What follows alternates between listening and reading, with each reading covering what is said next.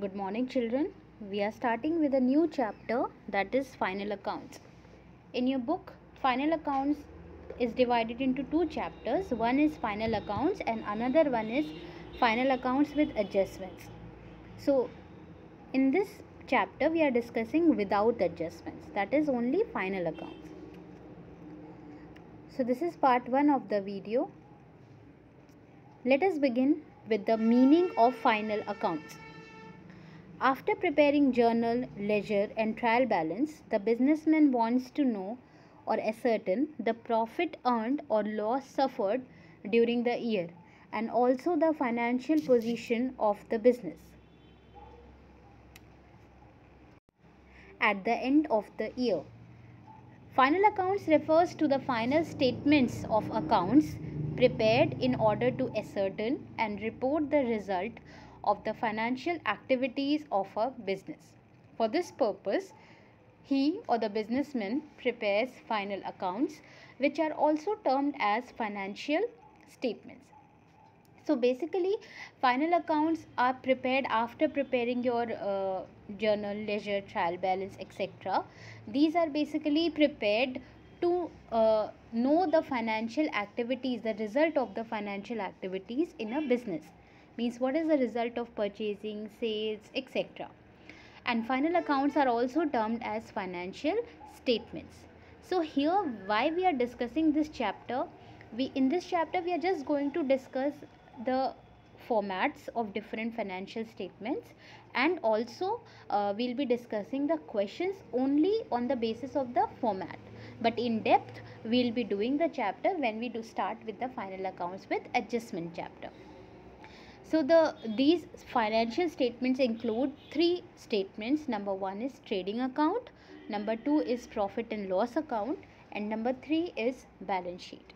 So we'll be discussing each of these three in detail with the meaning, objective, rules and the format. Let us begin with the trading account first. Now, trading account, as if you remember the accounting cycle, trading account is prepared immediately after the preparation of trial balance. And we have also discussed the objective beforehand, that trading account is prepared to ascertain the gross profit or gross loss over a particular period of time. So as you can read, trading account is prepared for calculating the gross profit or gross loss arising or incurred as a result of the trading activities of a business. That means whatever the normal course of business or whatever the normal earning activity of a business is. So by performing those trading activities, buying and selling activities, whatever the gross profit or gross loss is earned, in order to ascertain that, trading account is prepared. For example, for a furniture dealer, buying and selling of furniture will be considered as a trading activity. So whatever gross profit or gross loss he has ascertained by selling and purchasing the furniture, that will be ascertained by preparing a trading account. It is prepared to show the result of manufacturing, buying and selling of goods, and we know that goods means those items purchased for the purpose of resale. Basically the items in which the business trades or deals in. So trading account is prepared to know the gross profit and gross loss, and also to show the result of manufacturing, buying and selling of goods. Number 2, if the amount of sale exceeds the amount of purchase and the expenses directly connected with such purchases, the difference is termed as gross profit. So when either the business can have gross profit or it can have gross loss, either of these two, only one will be there. So gross profit will happen when the sales of the business is more than the purchase. Obviously we have discussed, purchase means the purchase of goods. So whenever the amount of sale exceeds the amount of purchases, and the direct expenses means those expenses which are directly related to trading or production. So in that case, the amount by which the sales increases or exceeds the amount of purchase and direct expenses, that excess amount will be known as gross profit. On the contrary, if the purchase and direct expenses exceed the sales, reverse, vice versa, then the excess of purchase and direct expenses over and above the sales will be considered as gross loss. Number 3, in other words, trading account includes all the purchases of raw materials and all the direct expenses, that is, the expenses which can directly be associated with a particular product or job or process. So, trading account basically includes all the purchase related to goods, purchase of goods, and all the direct expenses, means those expenses which are related to a particular product or job or process, basically which can directly be associated with production. Now, definition according to J.R. Bartleby. According to J.R. Bartleby, the trading account shows the results of buying and selling of goods. In preparing this account, the general establishment charges are ignored and only the transactions in goods are included. That means, according to J.R. Bartleby, the trading account shows the result, means the gross profit or gross loss as a result of buying and selling of goods, means those items which are purchased for resale. And also, in preparing this account, only those expenses are taken which are related to goods or production or trading, and all those charges which are indirectly related, like general charges, establishment charges, setting up of business charges, etc., those are not the part of trading account.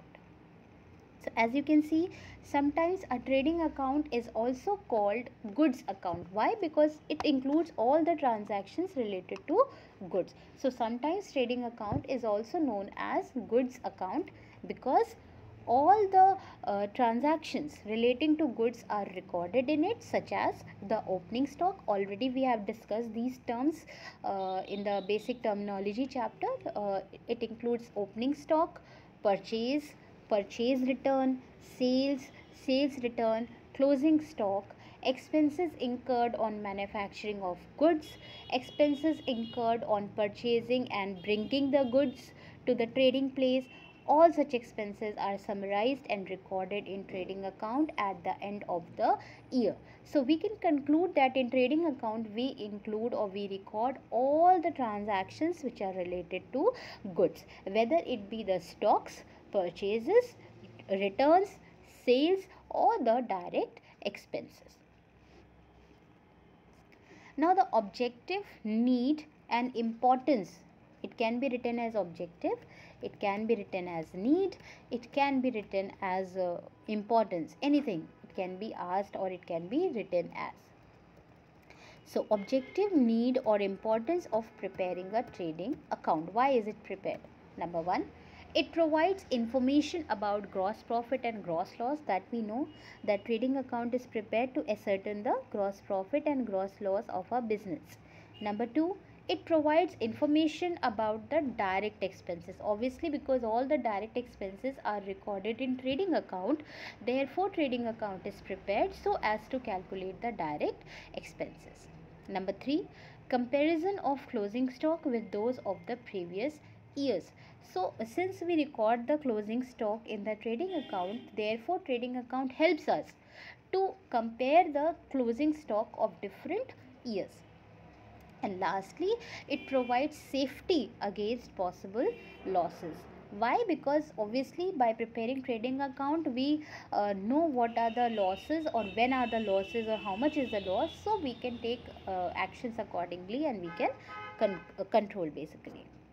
Now, the preparation of trading account. Now, trading account, see, if the word account is attached, you need to remember that any account will have two sides of amount. That is, one side will be the debit side and the one side will be the credit side.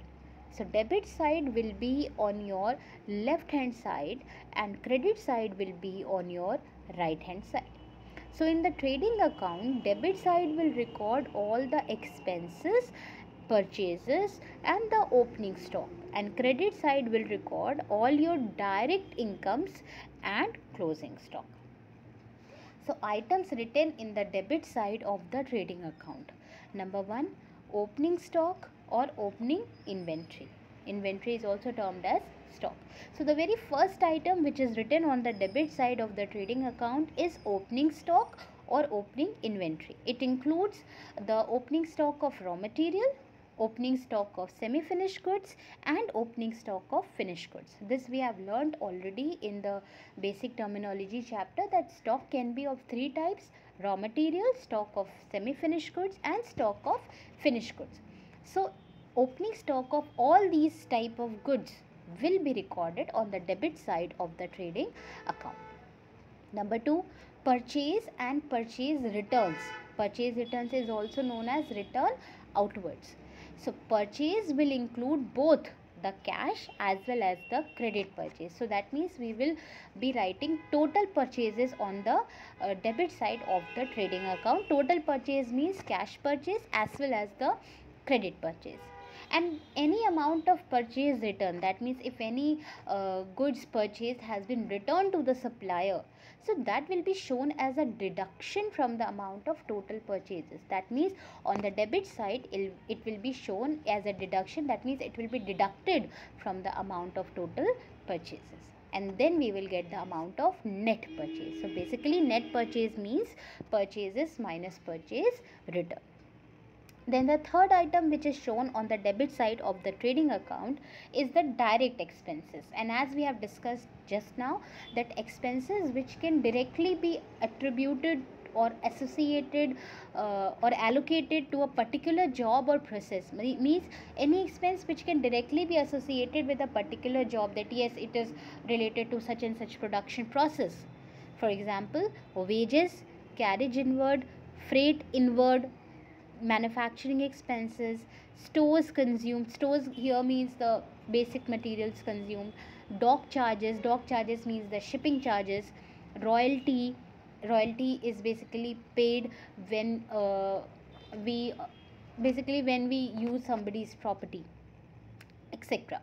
So all these expenses which are directly related to production, these expenses are direct expenses, and these are shown on the debit side of the trading account, because we have already in the double entry system we have already learned the rule that all the expenses carry a debit balance, and therefore carriage, and very important point, carriage inward and freight inward will be a part of trading account. Why am I specifying on the word inward? Because there may be carriage outward or freight outward.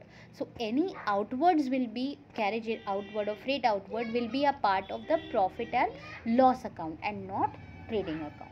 So these are the items which are shown on the debit side of the trading account.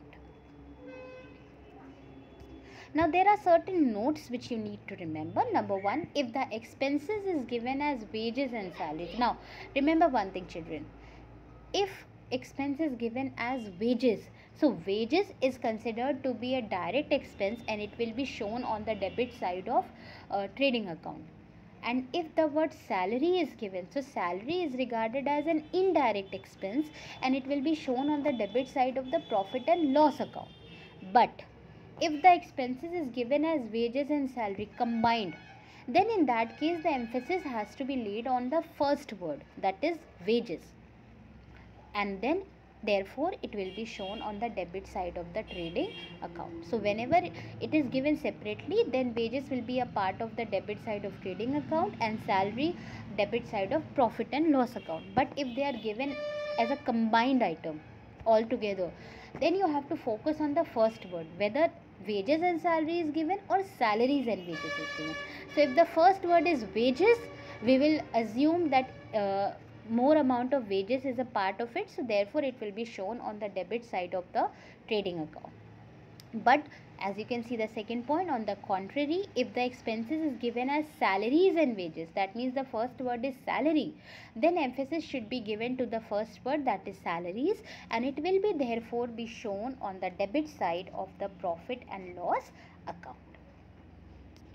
Point number 3, as we were discussing, that carriage inward will be shown on the debit side of the trading account, because carriage means any expense which is involved in carrying goods from one place to another. So carriage inward means the carriage on the goods purchased for bringing the goods in the business, and we'll be bringing the raw materials, and raw materials we are bringing for production. So therefore carriage inward is regarded as a direct expense, and therefore it will be shown on the debit side of the trading account, whereas carriage outward will be shown on the debit side of the profit and loss account. Why? Because carriage outward means the amount which we have spent to transfer the goods from the business to somewhere else, and from the business we will be definitely transferring the finished goods for sales.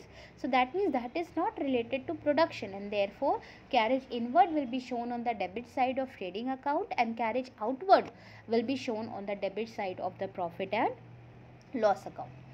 If the word carriage is given without the words inward or outward, if carriage inward, trading account debit side; if carriage outward, profit and loss account debit side. But if the word carriage is given, means only carriage, no inward or outward is mentioned, then it will be shown on the debit side of the trading account, assuming it to be a direct expense. That means if in the absence of any information regarding whether the carriage is inward or outward, we will assume it to be a carriage inward and will show it on the debit side of the trading account. Same goes with freight inward. Point number 4, freight inward or freight on goods. Obviously goods means amount purchased for resale, right? Goods or things purchased for resale. So freight inward or freight on goods will be shown on the debit side of the trading account, whereas freight outward or freight on assets, that means if you are purchasing any asset, and we know asset are purchased for using in the business and not resale, will be shown on the debit side of the profit and loss account. And if the word freight is given without the words inward or outward, or on goods or on assets, then it will be shown on the debit side of the trading account, assuming it to be a direct expense. So either it is carriage inward or freight inward or freight on goods, it will be a part of debit side of trading account. If carriage outward or freight on asset, will be a part of debit side of profit and loss account. But if carriage or freight is given without the word inward, outward, on assets or on goods, then it will be assumed to be a direct expense and will be shown on the debit side of the trading account. So since till now we have discussed the items to be shown on the debit side, now we are starting with the items to be written on the credit side of a trading account. So as you can see, on the credit side, we have to record the direct incomes and the closing stock. So the number one item which will be shown on the credit side is sales and sales return, which is also known as return inwards. So it will include, again just like purchase, sales on the credit side will also include both the cash and the credit sales, and the amount of sales return or return inwards will be shown as a deduction from the amount of total sales. That means if there is any amount of sales return or return outwards, return inwards basically, it will be deducted from the amount of total sales so as to get the amount of net sales. That means net sales is equals to total sales minus sales return. The second item which will be shown on the credit side of the trading account will be closing stock or closing inventory. And just like opening stock, closing stock will also include closing stock of raw materials, closing stock of semi-finished goods, and closing stock of finished goods. Now again there are some notes. Note number 1, as you can see, closing stock is generally given outside the trial balance because its evaluation is made after the accounts have been closed. It is incorporated in the book by means of the following entry, that is closing account debited to trading account. When the above entry is passed, the closing stock account is opened. On the one hand, it will be posted on the credit side of the trading account, and on the other hand, it will be shown on the asset side of the balance sheet in order to complete the double entry. So in a nutshell, point number 1 says that mostly, generally, closing stock, the value is given outside the trial balance. That means on the assumption that it has still not been adjusted, it has still not been closed. So in that case, if any item is given outside the trial balance, we need to show it on two places. Firstly, closing stock will be shown on the credit side of the trading account, and secondly, it will be shown on the asset side of the balance sheet if and only if closing stock is given outside the trial balance. And point number 2 says that sometimes, very rarely, it can happen that closing stock is given inside the trial balance. So it implies that closing stock is already adjusted, and in that case it will be shown only and only at one place, that is on the asset side of the balance sheet, and then in that case it will not be a part of the trading account.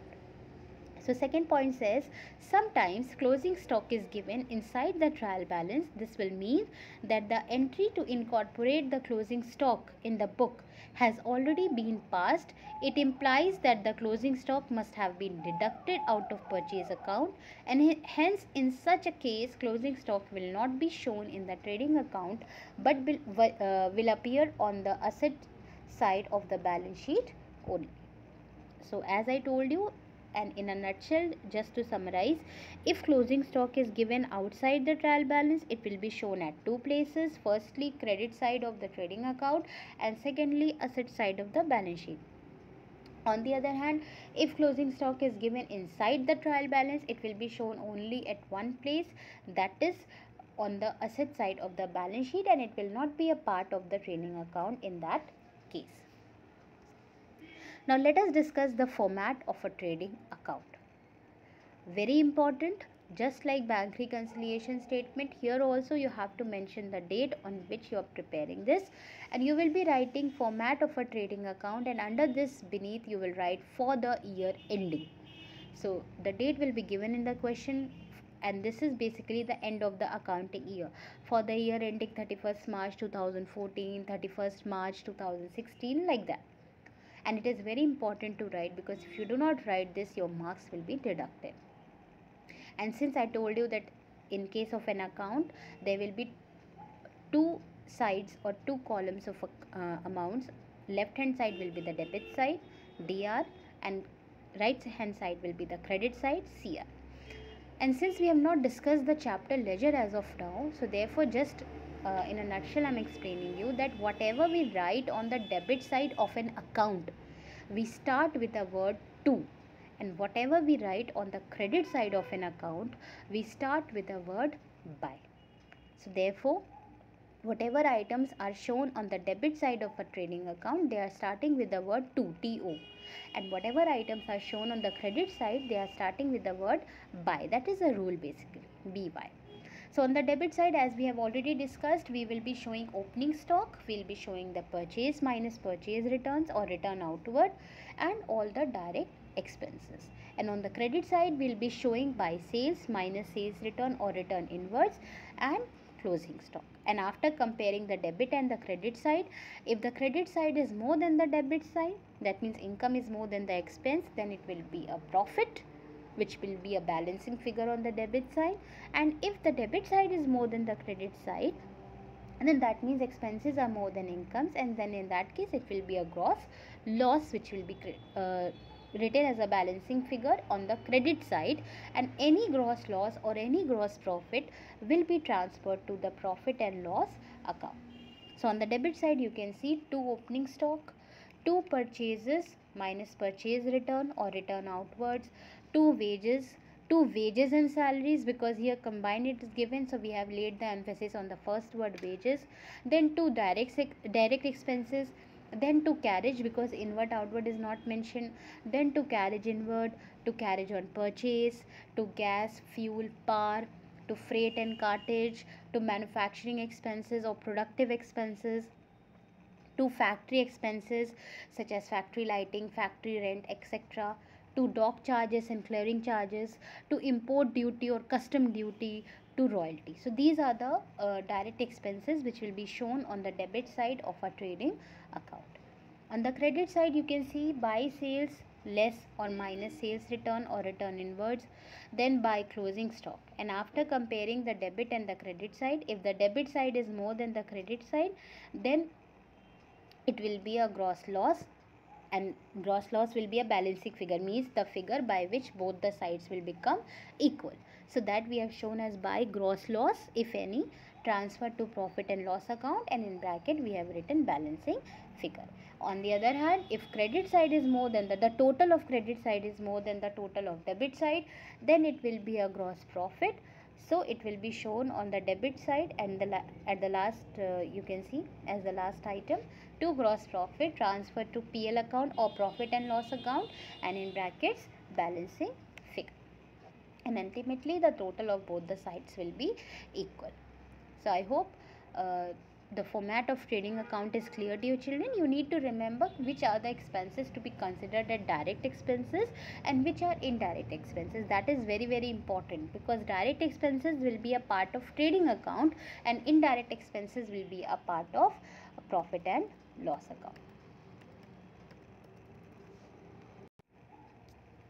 Then again, various notes to remember. Number 1, in the heading of the trading account, the words for the year ended with the date are useful because it closes the position of the business and for the full accounting year and not at a particular point of time. It is very important, as I already told you, you have to write the sentence for the year ended along with the date. That is very important because that shows for which accounting year you are preparing the trading account. Number 2, no separate column for date is prepared in the final accounts because the date will be already mentioned in the heading itself. Because trading account we do not prepare on daily or monthly basis. It is prepared at the end of the financial year. So therefore there is no point in making the date column separately, because it is obvious that it is maintained at the end of the accounting year, which you have already written on the top for the year ended along with the date. Point number 3, no column for LF. LF basically means ledger folio, ledger page number. So no column for LF is prepared in final accounts because these are prepared from trial balance and not from ledger account directly. So therefore no ledger folio column is prepared in case of trading account or any final account, even profit and loss account. Then point number 4, adjusted purchases. The formula for adjusted purchases is net purchases plus opening stock minus closing stock. So basically sometimes in the question, in a short question, you may be given the information and you may be asked to calculate adjusted purchases. So the formula for adjusted purchases, net purchases, net purchase means purchase minus purchase return plus opening stock minus closing stock. Then point number 5, cost of goods sold. That means the goods which you have sold, what is the cost of producing it. So the formula for cost of goods sold, there are two formulas, and the formula which you have to apply depends on the information provided to you in the question. So the first formula for cost of goods sold, which is better known as COGS in short, is opening stock plus net purchases. Again, net purchases means purchase minus purchase return plus direct expenses minus closing stock. This is first formula. And the other formula is cost of goods sold, or COGS, is equal to net sales, that is sales minus sales return minus gross profit. So you have to apply the formula depending upon the information given to you in the question. So this is all about trading account. Now we are starting with the profit and loss account. This is another financial statement, other part of final accounts. A profit and loss account is an account which contains all the indirect expenses, losses and indirect incomes and gains pertaining to the accounting period. So we can say all those expenses, incomes, etc., which were not recorded in trading account are recorded in profit and loss account. Direct expenses and incomes are recorded in trading account, and all the indirect expenses, losses, indirect incomes and gains for an accounting year or period are recorded in profit and loss account. It is an account which contains all gains and losses so collected in order to ascertain the excess of gains over the losses or vice versa. So basically these are prepared to ascertain the net profit or net loss. That means gross profit, gross loss we have already calculated, that is from the trading activity. Now from non-trading activity, that means all together including the trading as well as the non-trading activity, what is the net amount of profit or loss that will be ascertained with the help of profit and loss account. So as you can read, a profit and loss account is prepared to know the net profit or net loss of a business for a particular accounting period. Now the need or importance or objective of preparing profit and loss account. Number one, as we know, it helps us to ascertain the net profit or net loss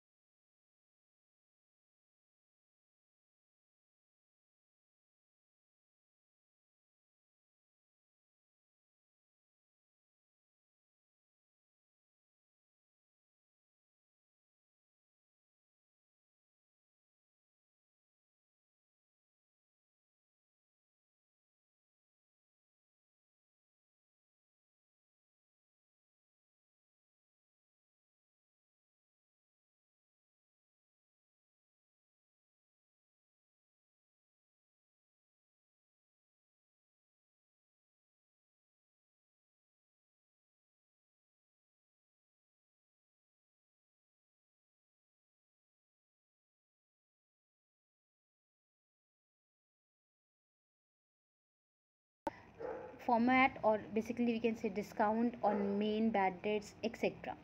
Operating profit is also called earning before interest and tax, or EBIT. So operating profit can also be termed as earning before interest and tax, or in short we can say EBIT. Now the amount of net profit. Net profit is arrived at by deducting operating as well as non-operating expenses from the gross profit. When we deduct only operating expenses from the gross profit, it is operating profit. But when we deduct operating as well as non-operating expenses from the gross profit, it becomes the net profit. Expenses which are incidental or indirect to the main operations of the business are called non-operating expenses. Means those expenses which are not related to the normal day-to-day business activities, those expenses are known as non-operating expenses. So when we deduct these expenses also along with the operating expenses from the gross profit, we get the amount of net profit.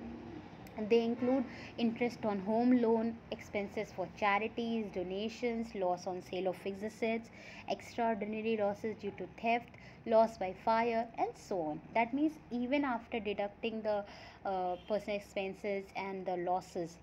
Similarly, non-operating incomes are added while calculating the net profit. That means to calculate the net profit, we have to deduct operating expenses and non-operating expenses from gross profit, and we have to add non-operating income.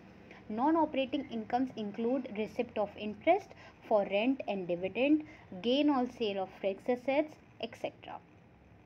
So this is all about the format and the items of trading account, profit and loss account, and the meaning and examples of different expenses and operating and net profit. So I hope these are clear to you, children. Now this is the assignment which is based on this part. You have to answer the following questions in your register. Question number 1, what do you mean by final accounts? So final accounts, basically you can write the answer. Final accounts are the financial statements which are prepared to ascertain the gross profit, gross loss, net profit, net loss, and financial position of the business. Then what is operating profit? Operating profit is basically the profit ascertained, or it is the profit earned through normal operating activities of the business. Then question number 3, what is meant by indirect expenses? So give 2 examples. So indirect expenses are those examples which are basically you can say indirect expenses are those expenses which are not directly related to a particular production process. For example, office and administrative expenses, selling and distribution expenses, etc. Question number 4, what are the objects or objectives of preparing a trading account? So the objectives can be, you can write any 2 objectives. For example, it helps in the preparation of profit and loss account. Then it helps to ascertain the gross profit or gross loss. Then it helps to control the expenses. Any 2 you can write. Question number 5, what are the objects of preparing profit and loss account? So the objective of preparing profit and loss account is to prepare the balance sheet, or to ascertain the financial position of the business, or to calculate net profit or net loss, or to control the expenses. You can write any 2 points. Then you have to prepare the format of trading account. Question number 6. For this you will prepare this format of trading account as an answer to this question. You can also take the help from the book. Then the next question is prepare format of profit and loss account. For this you can prepare this format as we have discussed in this video. You can also take the help of your book while preparing the format of profit and loss account. And the last question is you have to give the formula for calculating cost of goods sold and adjusted purchases. So since you know that we have discussed 2 formulas of cost of goods sold, so you write both the formulas. Cost of goods sold first of all is equal to opening stock plus net purchases. Net purchase means purchase minus purchase return, plus direct expenses minus closing stock. And the second formula for cost of goods sold is cost of goods sold is equal to net sales minus gross profit, and net sales here means sales minus sales return. Then the formula for adjusted purchases is equal to net purchases, that is purchase minus purchase return, plus opening stock minus closing stock. So these are the questions which you need to answer in your copies, children, in your register. Go through the video once again, revise the meaning and objective of each of the account, and don't forget to revise the format of trading and profit and loss account, and especially the notes, different points to remember or notes which we have discussed in this video, because those will be helpful while solving the practical questions. And also do go through which expenses come under the direct expenses and indirect expenses, so that you can very well classify and solve the practical questions when we discuss. In the upcoming video, we'll be discussing about balance sheet. So go through the video once again, children, and do complete all the questions in your register. Thank you, children. Take care.